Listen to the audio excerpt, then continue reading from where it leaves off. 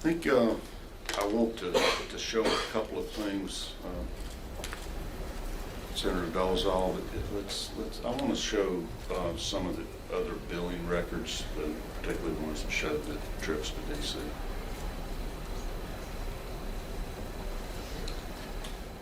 We hadn't had but a couple of days to review all your documents, and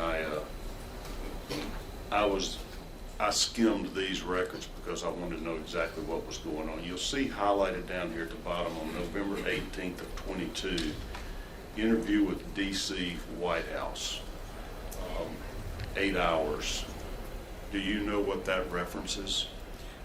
Based on another motion that was filed in our case and the arguments that were made by the DA's office, I believe that was when they met with the Department of Justice. They met with the January 6th committee.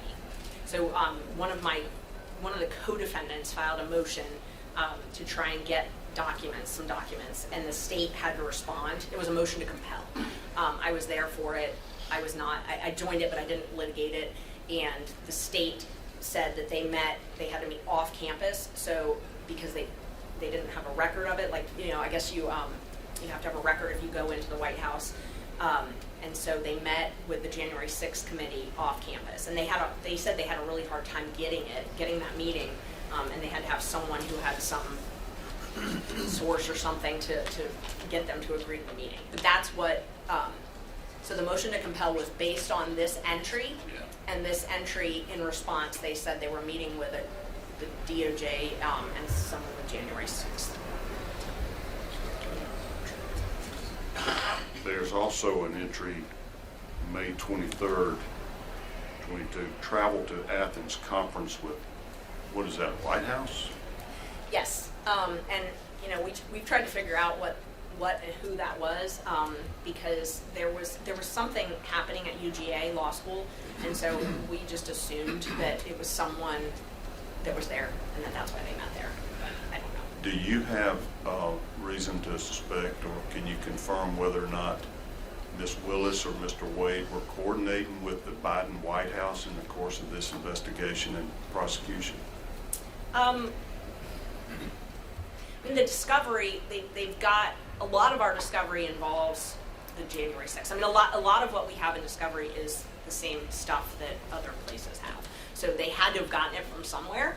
And they also, they read a lot of the testimony. They played testimony in the special purpose grand jury. So, I don't know how they got all of that, but they got it somehow. And then, there's one of the other things I did was I did open records for the White House access, and we had records that Ms. Willis and the mayor of Atlanta were at meeting with the vice president.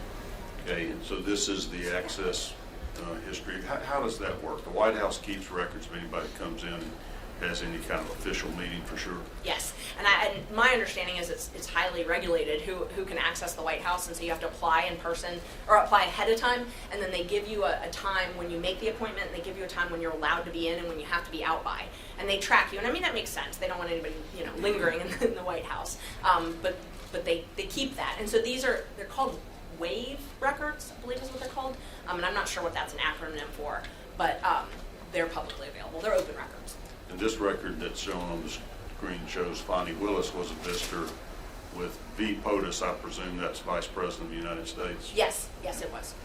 And what was the date of that back in, was that February sometime of 23? February 28, 2023. Is that before the indictment? Yes. Okay. Any further explanation of why Ms. Willis was meeting with the Vice President of the United States? No.